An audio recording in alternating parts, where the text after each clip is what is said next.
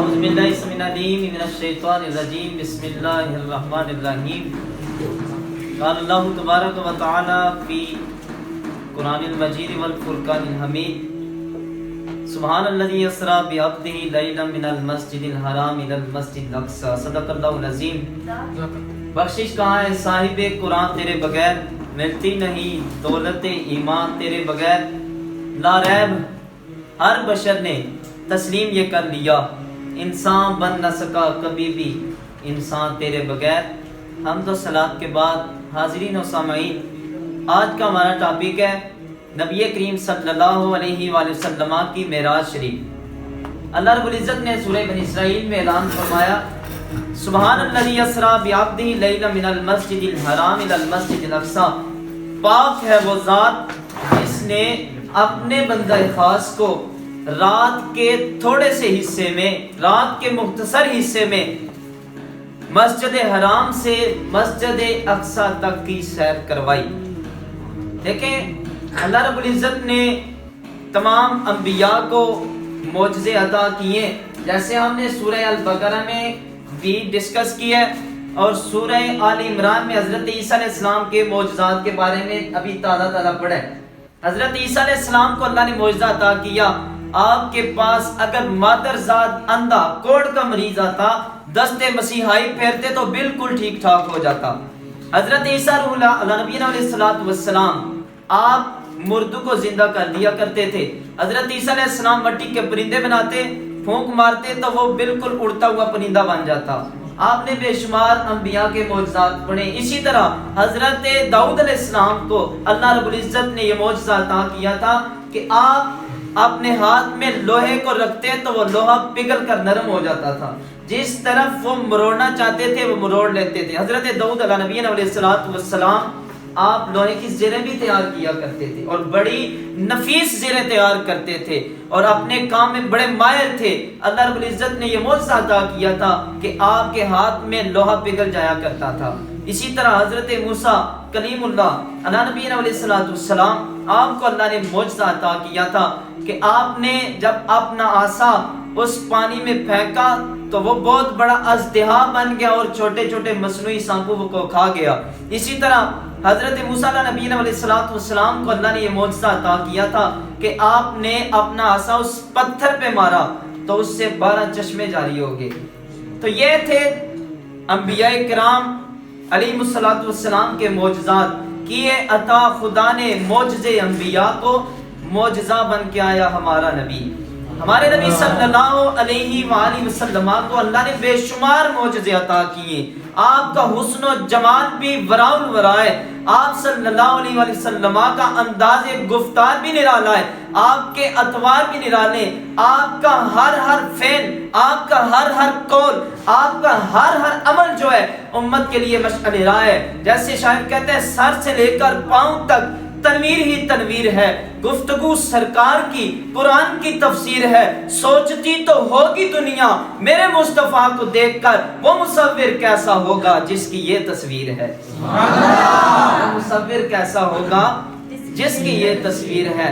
نبی پاک صلی اللہ علیہ وآلہ وسلم کو اللہ نے سفر معراج کروایا تو آپ نے سن لیا ہے کہ اللہ رب العزت نے سب سے پہلے آغاز میں لفظ سبحان کا ذکر کیا ہے۔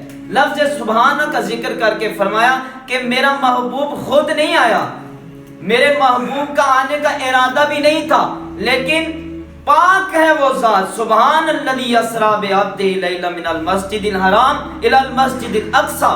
فرمایا پاک ہے وہ ذات جس نے اپنے بندہ خاص کو رات کے تھوڑے سے حصے میں مسجد حرام سے مسجد اقصی تک کی سیر کروائی۔ اللہ رب العزت فرمانا چاہتا ہے کہ جو میری پاکی کو مانتا ہے نا وہ محبوب کی معراج پہ اعتراض نہیں کرے گا، اس لیے لفظ سبحان کا ذکر فرمایا۔ پاک ہے وہ ذات، یعنی جو مجھے پاک مانتا ہوگا نا وہی محبوب کے معراج کو بھی مانے گا۔ جو اللہ رب العزت کی پاکی بیان کرنے والا ہے وہ سفر معراج کو سمجھے گا بھی اور جانے گا بھی، پہچانے گا بھی کہ حقیقتاً ریالٹی میں نبی پاک صلی اللہ علیہ وسلم کو اللہ رب العزت نے سیر کروائی۔ باقی انبیاء کو اللہ رب العزت نے روحانی طور پر معراج کروائی ہے، لیکن میرے اور آپ کے لجپال کریم آقا مدینے والے مصطفیٰ صلی اللہ علیہ وسلم کو اللہ رب العزت نے جسمانی طور پر معراج کروائی ہے.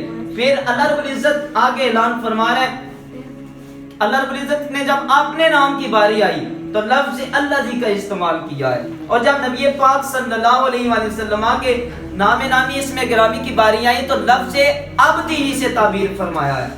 فرمایا لیلا من المسجد الحرام الى المسجد الاقصى سبحان الذي اسرا بعبده لیلا من المسجد الحرام الى المسجد الاقصى. پاک ہے وہ ذات جس نے, یعنی اللہ رب العزت نے جب اپنے نام کی باری آئی تو اللہ جی کا استعمال کیا ہے. فرمایا اللہ جی, سبحان اللہ جی, اللہ جی, لفظ اللہ جی کا استعمال کر کے فرمایا پاک ہے وہ ذات جس نے اپنے بندہ خاص کو بعبدہ ہی, اپنے بندہ خاص کو مسجد حرام سے مسجد اقصی تک کی سیر کروائی ہے. اور پھر اس میں ایک حکمت یہ تھی, اللہ رب العزت نے راتوں رات محبوب علیہ الصلوۃ والسلام کو معراج اس لیے کروائی ہے کہ کچھ نہ ماننے والے بھی ہوں گے, کچھ اعتراض کرنے والے بھی ہوں گے. نہ ماننے والوں میں کون تھے؟ نہ ماننے والے ابو جہل, نہ ماننے والا ابو لہب بن گیا, نہ ماننے والا عتبہ شیبہ بن گیا, اور جس نے رسول اللہ صلی اللہ علیہ وسلم کی معراج کو تسلیم کیا ہے وہ کوئی ابو بکر بن گیا ہے, صداقت کا تاجدار بن گیا ہے, کوئی عمر فاروق بن گیا ہے, کوئی عثمان غنی ذو النورین بن گیا ہے, اور کوئی حیدر قرار علی المرتضیٰ شیر خدا بن گیا ہے. نبی پاک صلی اللہ علیہ وسلم جب معراج کر رہے تھے, سفر معراج پہ جا رہے تھے, تو جبریل سے پوچھا ہے جبریل بتاؤ کہ میرے معراج کو کون تصدیق کرنے والا ہو, کون ماننے والا ہوگا؟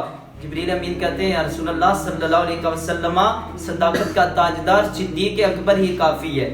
سبحان اللہ. آپ کی معراج کو ماننے کے لیے صرف سیدنا صدیق اکبر ہی کافی ہیں, رسول اللہ صلی اللہ علیہ وسلم. اور پھر دن کو بڑا فخر تھا, رات چھا جاتی ہے, اندھیرا چھا جاتا ہے, دن کو بڑا فخر تھا کہ سورج بڑی آب و تاب میں ہوتا ہے, لیکن اسے کیا پتا تھا مہتاب عالم ماؤ آپ حضور تاجدار کائنات صلی اللہ علیہ وسلم وہ شمس نبوت آسمانوں پہ تشریف لانے والا ہے, وہ کتنی خوبصورت گھڑیاں ہوں گی جب رسول اللہ صلی اللہ علیہ وسلم معراج پہ تشریف لے جا رہے تھے. 70,000 فرشتے درود و سلام کی صداؤں میں صلی اللہ کی صدائیں بلند کرتے ہوئے جا رہے تھے. سبحان اللہ. یہ تھا سفر معراج. پھر نبی پاک صلی اللہ علیہ وسلم جب معراج سے واپس آئے, رسول اللہ صلی اللہ علیہ وسلم جب معراج سے واپس آئے تو مسجد نبوی صلی اللہ علیہ وسلم میں تشریف فرما ہوئے, لوگوں کو بتایا کہ اللہ نے مجھے مسجد حرام سے مسجد اقصی تک کی سیر کروائی ہے, آسمانوں پہ لے جایا گیا ہے.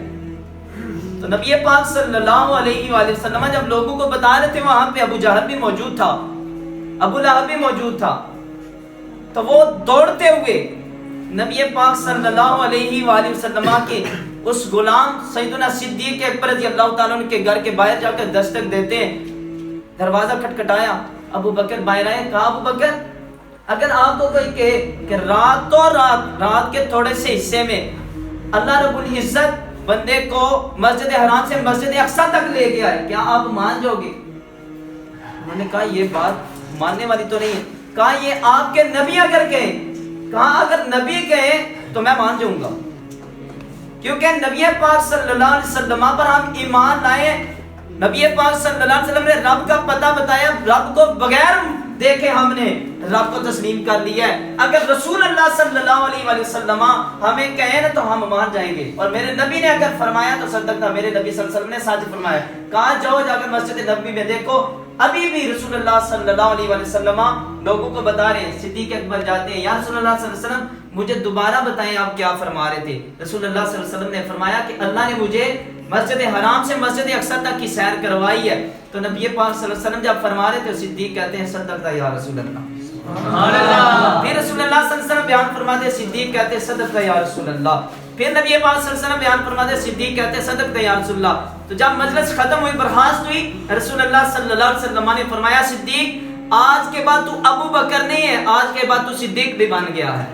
یہ حضرت سیدنا صدیق اکبر رضی اللہ تعالیٰ عنہ کو اگر صداقت کا ٹائٹل ملا ہے, یہ ایوارڈ ملا ہے, حضرت ابو بکر صدیق رضی اللہ تعالیٰ عنہ آپ کو جو صداقت کا یہ لقب دیا گیا ہے صدیق کا, یہ اس وقت دیا گیا جب نبی پاک صلی اللہ علیہ وسلم کے واقع معراج کی آپ نے تصدیق فرمائی ہے. سبحان اللہ. رسول اللہ صلی اللہ علیہ وسلم جب معراج پہ جا رہے تھے تو جبریل ساتھ ایک شخص کے پاس سے گزر ہوا تو دیکھا کہ وہ شخص لکڑیوں کا گٹھا اٹھانے کی کوشش کر رہا ہے لیکن نہیں اٹھانی جا رہی اور اس میں اور لکڑیاں شامل کر رہا ہے. پوچھا جبریل یہ کون بدبخت شخص ہے جو لکڑیاں اٹھانے کی کوشش بھی کرتا ہے اور بھی شامل کرتا ہے لیکن اٹھا نہیں سکتا. کہا یا رسول اللہ صلی اللہ علیہ وسلم یہ آپ کی امت کا وہ بدبخت شخص ہے جو لوگوں کے حقوق اپنے ذمہ لے رہا ہے. لوگوں کے حقوق اپنے ذمہ لے رہا ہے, آگے ادا کرنے کی کوشش نہیں کرتا. پہلے حقوق جو ہیں, پہلے جن کا حق بنتا ہے ان کے ادا کرنے کی کوشش نہیں کرتا اور لوگوں کو حقوق میں شامل کر رہا ہے. اور لوگوں کا آخری بات, پھر آگے نبی پاک صلی اللہ علیہ وسلم معراج پہ سفر فرما رہے ہیں. دیکھا ایک شخص کے پاس سے گزر ہوا, دیکھا ایک شخص کنویں سے ڈول ڈالتا ہے اور پانی نکالنے کی کوشش کرتا ہے لیکن پانی نہیں ہے. کہا جبریل یہ کون بدبخت ہے؟ کہا یا رسول اللہ صلی اللہ علیہ وسلم یہ آپ کی امت کا وہ شخص ہے جو عبادت میں ریاکاری کرتا ہے, لوگوں کو دکھلانے کے لیے عبادت کرتا ہے, اخلاص کی نیت کے ساتھ وہ عبادت نہیں کرتا. یہ تھا جی صاحبو واقع معراج نبی پاک صلی اللہ علیہ وآلہ وسلم کی. یہ معجزہ تھا نبی پاک صلی اللہ علیہ وسلم کو جو اللہ نے مسجد حرام سے مسجد اقصی تک کی سیر کروائی ہے. اس میں ایک حکمت یہ تھی کہ کفار نے مسجد اقصی دیکھی ہوئی تھی, رسول اللہ صلی اللہ علیہ وسلم نے مسجد اقصی کو نہیں دیکھا تھا. ایک حکمت یہ تھی کہ اللہ رب العزت نے مسجد حرام سے مسجد اقصی تک کی اس لیے سیر کروائی کہ کفار یہ اعتراض نہ کرے کہ رسول اللہ نے مسجد اقصی کو نہیں دیکھا. تو چاند تارے ہی کیا دیکھتے رہ گئے, ان کو عرض و سماع دیکھتے رہ گئے. وہ امامت کی شب و صفِ انبیاء مقتدی مقتدا دیکھتے رہ گئے. پڑھ کے جبریل امی سورہ والضحیٰ چہرہ مصطفیٰ دیکھتے رہ گئے. کیا خبر کس کو کب جام کوثر ملا, ہم تو بس ان کی ادا دیکھتے رہ گئے. میں لایا ہوں نصیب آج نعت نبی, نعت کو منہ میرا دیکھتے رہ گئے. واخر دعوانا ان الحمد